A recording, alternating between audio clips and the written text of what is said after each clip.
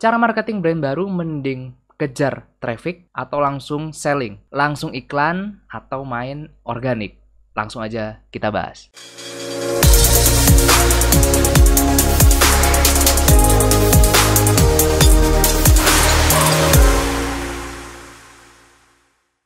Hello good people, balik lagi sama aku Ganjar aka Pepper Clouds. Oke teman-teman, gimana kabarnya? Semoga kita selalu diberikan kesehatan dan kelancaran rezeki. Amin. Oke, di video kali ini aku pengen jawab pertanyaan yang udah masuk dari @timurparamita6965. Pertanyaan adalah, cara marketing brand baru mending kejar traffic atau langsung selling? Langsung iklan atau main di organik? Tapi sebelum mulai, jangan lupa untuk subscribe channel ini supaya aku lebih semangat lagi untuk bikin konten-konten seperti ini. Dan semoga tahun ini kita bisa tembus di 100.000 subscriber. Amin. Semoga tahun ini bisa tercapai. Bantu untuk support dengan klik tombol subscribe di bawah, klik tombol subscribe-nya.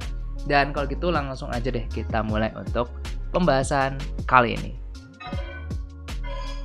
Sebelum kita mulai, untuk menentukan nih antara kejar traffic dulu atau langsung selling, langsung iklan atau main organik dulu.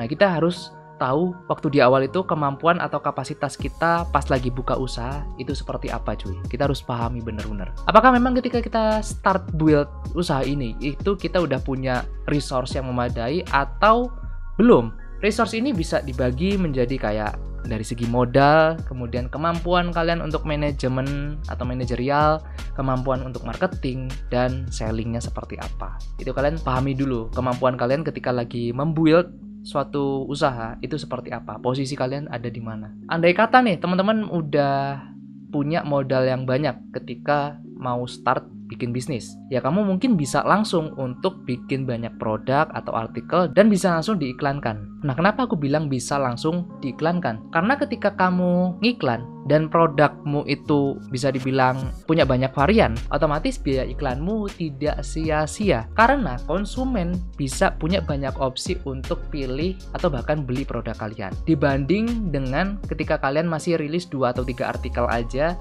terus kalian ngegas untuk ngiklan. Nah itu hasilnya nanti bakalan banyak yang boncos. Nah, itu salah satu kenapa aku menyarankan kalau misalnya teman-teman mau ngiklan itu benar-benar harus dipersiapkan dulu produknya. Udah punya produk yang banyak, itu kalian baru ngiklan. Jangan sampai produk kalian itu masih sedikit, kemudian memaksakan budget untuk ngiklan. Yang ada malah boncos, cuy, asli.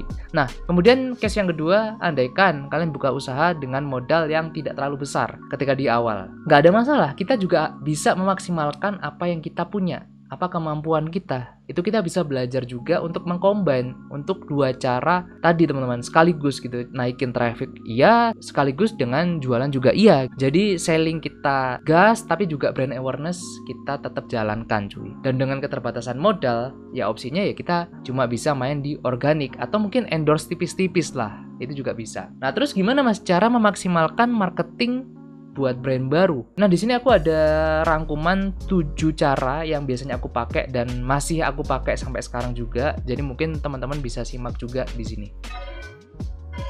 Tips memaksimalkan marketing untuk brand baru. Yang pertama, fokus sama target audiens kalian. Identifikasi target audiens yang tepat dan buat konten sekaligus strategi pemasaran yang sesuai dengan kebutuhan dan keinginan dari calon pembeli kalian. Yang kedua, gunakan medsos atau media sosial. Medsos itu sekarang banyak banget, bisa Facebook, Twitter, Instagram, YouTube, TikTok. Itu adalah cara yang efektif untuk mempromosikan brand baru dan menjangkau audiens yang lebih luas, teman-teman. Kemudian yang ketiga, kolaborasi dengan influencer, selebgram, atau brand lain. Kolaborasi atau kerjasama sama influencer atau brand lain dapat membantu meningkatkan visibilitas brand baru dan memperluas jangkauan pasar dari brand kalian juga, cuy. Kemudian yang keempat, buat konten yang berkualitas. Nah, di era digital kayak gini teman-teman ya, di era serba internet, adu konten adalah suatu keharusan, cuy.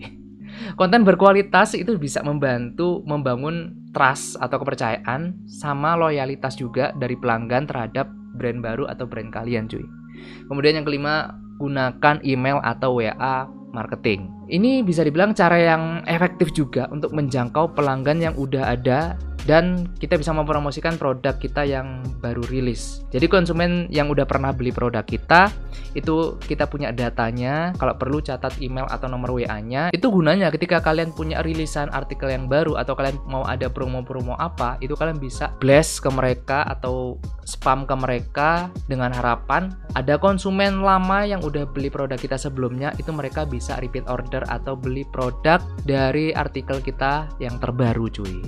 Maka dari itu, aku sering bilang database itu sangat penting banget untuk suatu bisnis. Kemudian yang keenam, berpartisipasi dalam acara-acara lokal-lokalan gitu. Nah, contohnya kalian bisa ikutin kayak pameran-pameran atau acara-acara retail, itu juga bisa dengan tujuan untuk membantu mempromosikan brand kalian dan membangun relasi dengan pelanggan yang potensial, teman-teman.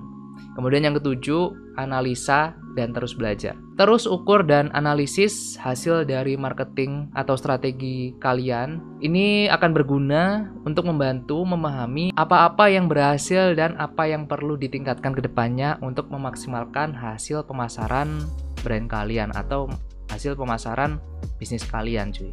Ini penting banget. Jadi harus ada planning dan ada analisis. Bisnis apapun, mau itu bisnis baru atau bisnis sudah lama, itu kalian harus punya planning. Kemudian terakhirnya kalian harus punya analisis supaya nanti ketika kalian punya planning ke depannya itu sudah berbasis analisis yang terjadi sebelumnya cuy. So, semoga video kali ini bisa menjawab pertanyaan dari @timurparamita6965 atau buat teman-teman juga yang mungkin punya pertanyaan serupa sama dia, atau mungkin kalian ada pertanyaan lain yang belum aku jawab di video kali ini, kalian bisa komen di bawah aja, kita sharing-sharing juga.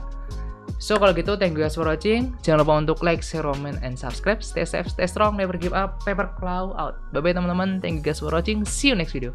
Bye-bye.